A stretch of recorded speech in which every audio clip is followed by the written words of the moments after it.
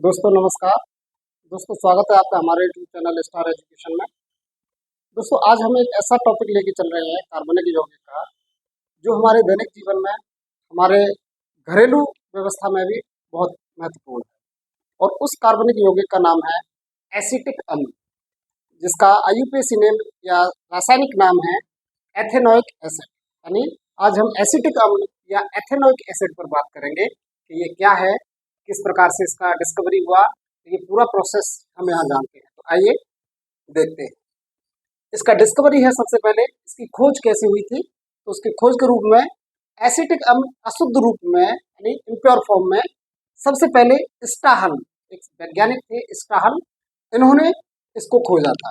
और इन्होंने खोजा था 1700 में, यानी इनको इसको बनाया था।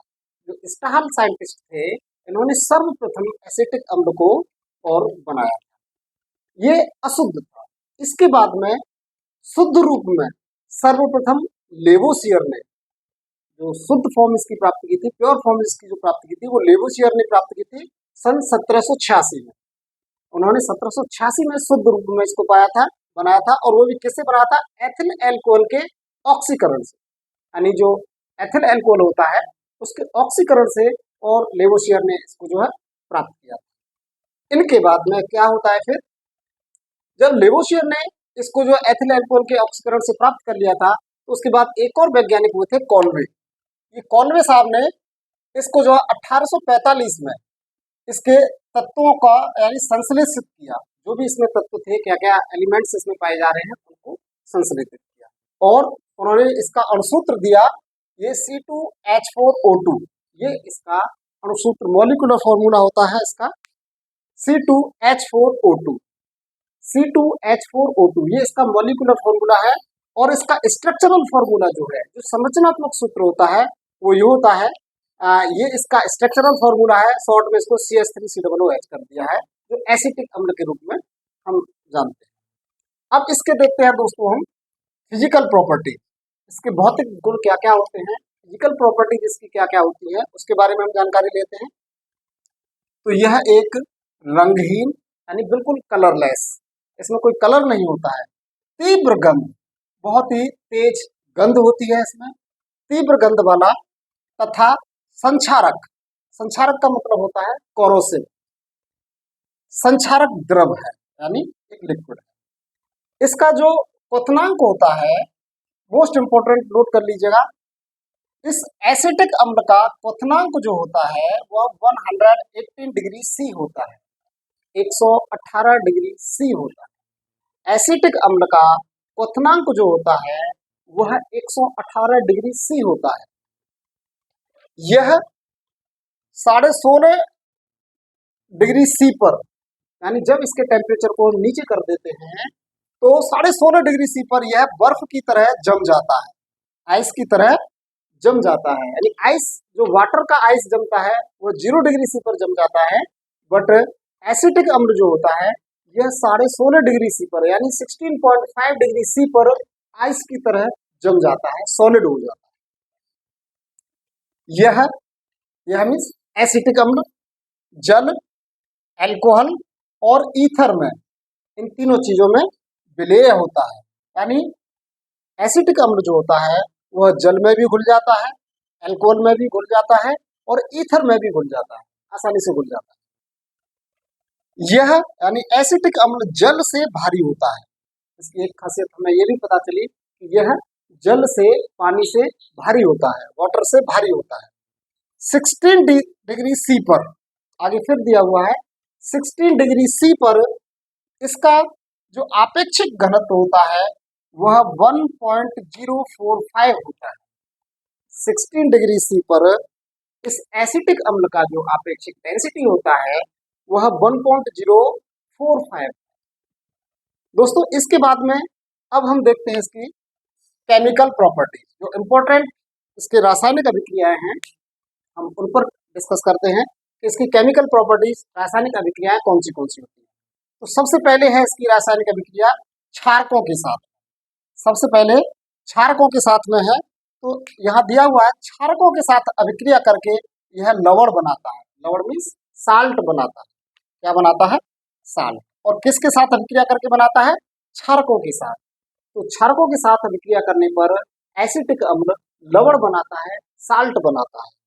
तो ये एसिटिक अम्ल है CH3COOH।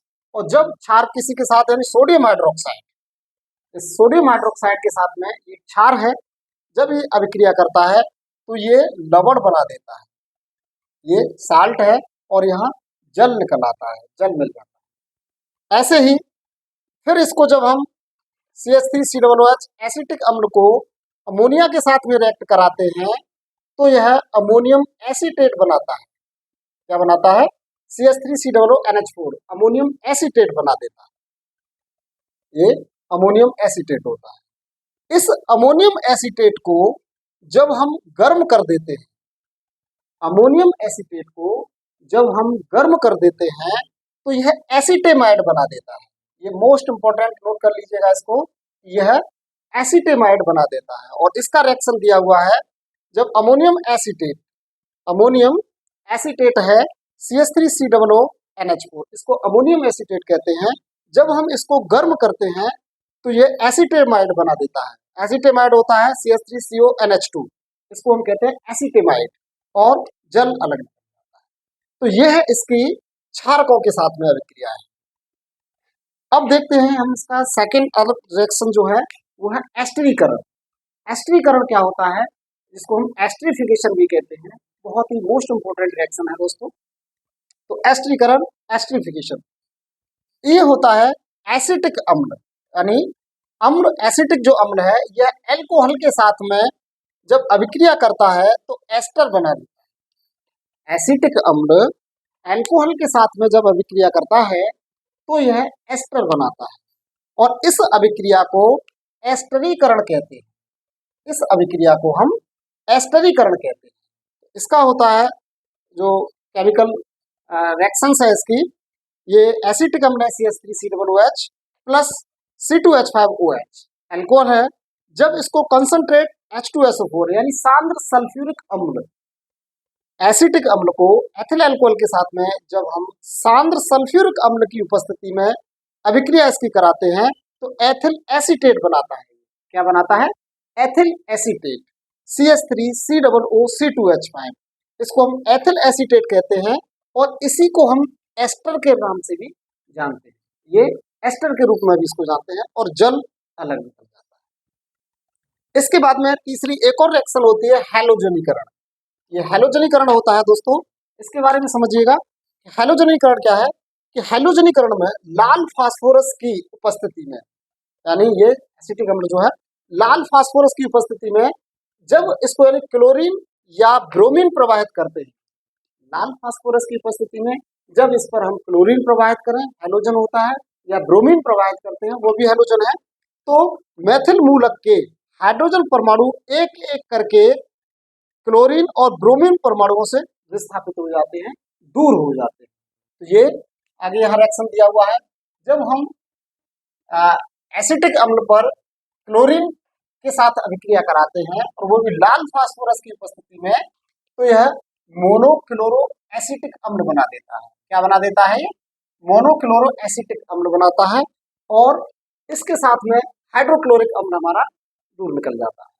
सेम CH2ClCOOH, इसको मोनोक्लोरो एसिटिक अम्ल को हमने यहाँ ले लिया। इस पर फिर से जब हम क्लोरीन की अभिक्रिया कराते हैं तो लाल फास्फोरस की उपस्थिति में यह यहाँ मोनो बना रहा था, अब ये डाई बना देता है, डाई क्लोरो एसिटिक अम्ल बनाता है, प्लस HCl हाइड्रोक्लोरिक अम्ल को अलग कर देता है। इस अभिक्रिया को, कौन सी अभिक्रिया को? लाल फास्फोरस की उपस्थिति में जो होती है, जो मोनोक्लोरो एसिटिक अम्ल, ड्राई क्लोरो एसिटिक अम्ल और ट्राइक्लोरो एसिटिक अम्ल जो बनते हैं, इसी अभिक्रिया को हेल बोलहार्ड जेलिंस्की अभिक्रिया, हेल बोलहार्ड जेलिंस्की अभिक्रिया, या HBZ रिएक्शन के नाम से भी इसको हम जानते हैं। दोस्तों बहुत इंपॉर्टेंट रिएक्शन है। लाल फास्फोरस की उपस्थिति में हैलोजेंस कोई भी हो, चाहे वो क्लोरीन हो या ब्रोमीन हो, जब उसके साथ रिएक्शन कराई जाती है तो मोनोक्लोरो एसिटिक अम्ल और डाइक्लोरो एसिटिक अम्ल, सेम इसी तरह से ट्राइक्लोरो एसिटिक अम्ल बनता है। इन अभिक्रियाओं को हम हेल्महोल्ट्ज-जेलिंस्की या HVZ रिएक्शन कहते हैं, ये इसका नाम है शॉर्ट में। इसके बाद दोस्तों आगे देखते हैं, नेक्स्ट रिएक्शन है इसकी निर्जलीकरण। ये भी मोस्ट इंपोर्टेंट रिएक्शन है। तो निर्जलीकरण क्या होता है? एसिटिक अम्ल को या तो हम अकेले, बिल्कुल अकेले, अथवा कोई भी निर्जली कारक जैसे होते हैं फास्फोरस पेंटाऑक्साइड, जैसे फास्फोरस पेंटाऑक्साइड होता है P2O5, ये निर्जली कारक होता है। एसिटिक या तो एसिटिक अम्ल को अकेले या उसको निर्जली कारक जो फास्फोरस पेंटाऑक्साइड जैसे होते हैं उनकी उपस्थिति में जब हम गर्म करते हैं तो एसिटिक एनहाइड्राइड मिलता है। दोस्तों क्या मिलता है? Acetic anhydride. ये मोस्ट इंपोर्टेंट रिएक्शन है, इसको भी ध्यान रखना है। एसिटिक एनहाइड्राइड में होता है तो ये हो गया, ये अकेला एसिटिक अम्ल है CH3COOH, इसके दो एसिटिक अम्ल को 2 गुनी मात्रा में लिया हुआ है। जब इसको हम लेते हैं तो फास्फोरस पेंटाऑक्साइड की उपस्थिति में इसको गर्म किया जाता है। क्या करते हैं? गर्म करते हैं। फास्फोरस पेंटाऑक्साइड यहाँ निर्जलीकरण की भूमिका निभाता है। तो जब गर्म करने पर ये एसिटिक एनहाइड्राइड CH3CO और यहाँ पर O बनाता है, इसको हम कहते हैं एसिटिक एनहाइड्राइड। ये एसिटिक एनहाइड्राइड हो गया, प्लस जल को निकालता है। ये भी इंपॉर्टेंट रिएक्शन है दोस्तों। इसके बाद आगे एक और रिएक्शन हम देखते हैं, लवण। लवणों से अभिक्रिया होने पर ये क्या करता है? तो लवणों के साथ अभिक्रिया जब होती है इसकी, तो सोडियम एसीटेट को सोडा लाइम के साथ, सोडियम एसीटेट को सोडा लाइम के साथ में गर्म करने पर मैथेन प्राप्त होता है। क्या प्राप्त होता है दोस्तों? मैथेन प्राप्त होता है। ये सोडियम एसीटेट है CH3COONA, सोडियम एसीटेट है, और जब इसको हम किसी क्षार के साथ में यानी सोडा लाइम या सोडियम हाइड्रोक्साइड के साथ में कैल्शियम ऑक्साइड के सााथ उपस्थिति में जब इसको रिएक्ट कराते हैं तो ये मैथेन बन जाता है। ये होता है मैथेन, मैथेन बनता है और NO2CO3 ये अलग निकल जाता है। ऐसे ही एक इंपॉर्टेंट यहाँ नोट डालिएगा, एसिटिक अम्ल के रजत लवण की, ये भी एक रिएक्शन है, इसकी मोस्ट इंपॉर्टेंट डाल लीजिएगा इसको, बहुत ही मोस्ट इंपॉर्टेंट रिएक्शन है। एसिटिक अम्ल के रजत लवण की शुष्क कार्बन टेट्राक्लोराइड विलयन में, एसिटिक अम्ल के रजत लवण की शुष्क कार्बन टेट्राक्लोराइड विलयन में ब्रोमीन के साथ में, किसके साथ में? ब्रोमीन के साथ। ध्यान रखिएगा किस किस को है, एसिटिक अम्ल है और उसका रजत लवण को शुष्क कार्बन टेट्राक्लोराइड CCl4 की विलयन में ब्रोमीन के साथ में, किसके साथ? ब्रोमीन के साथ में अभिक्रिया कराने पर मैथिल ब्रोमाइड बनता है। क्या बनता है? मैथिल ब्रोमाइड बनता है। इस अभिक्रिया को हुंस-डेकर अभिक्रिया कहते हैं।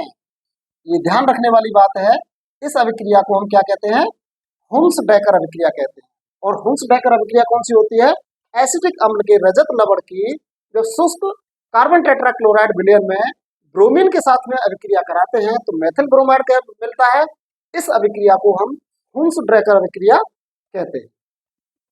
CH3COOAg plus Br2 carbon tetrachloride की उपस्थिति में जब हम इसको गर्म कराते हैं तो मैथिल ब्रोमाइड बनता है, CO2 बनता है और AgBr सिल्वर ब्रोमाइड मिलता है। इसके बाद आगे चलते हैं, स्मिट अभिक्रिया है। नेक्स्ट एक और इंपॉर्टेंट रिएक्शन है इसकी, स्मिट अभिक्रिया। तो कार्बोक्जिलिक अम्ल जो जिनका पीएच मान कम होता है, नॉर्मल होता है, जिनका पीएच मान 3.5 से ऊपर होता है, 3.5 से 7 के बीच में जो होता है वो कार्बोक्जिलिक अम्ल होते हैं, यानी इनको हम दुर्बल अम्ल भी कहते हैं। तो कार्बोक्जिलिक अम्ल जैसे हाइड्रोजोइक अम्ल से सांद्र सल्फ्यूरिक अम्ल की उपस्थिति में अभिक्रिया करके मैथिल एमीन बनाता है। दोस्तों ये भी एक इंपॉर्टेंट रिएक्शन है मैथिल एमीन प्राप्त करने के लिए। तो ये है CH3COOH एसिटिक अम्ल हो गया। और जब इसको हाइड्रोजोइक अम्ल, इसको हम कहते हैं हाइड्रोजोइक अम्ल, ठीक है, सांद्र सल्फ्यूरिक अम्ल की उपस्थिति में जब इसको हम रिएक्शन कराते हैं तो ये हमें मिल जाता है मैथिल एमीन, और कार्बन मोनोऑक्साइड मिलता है और नाइट्रोजन मिलता है। तो ये इसकी केमिकल प्रॉपर्टीज समझिएगा, 2 बार पढ़िएगा, एक बार समझ नहीं आता है तो और अच्छी तरह से समझिए। इसके बाद अब हम चलते हैं इसके प्रयोग, इसके यूजेस क्या क्या।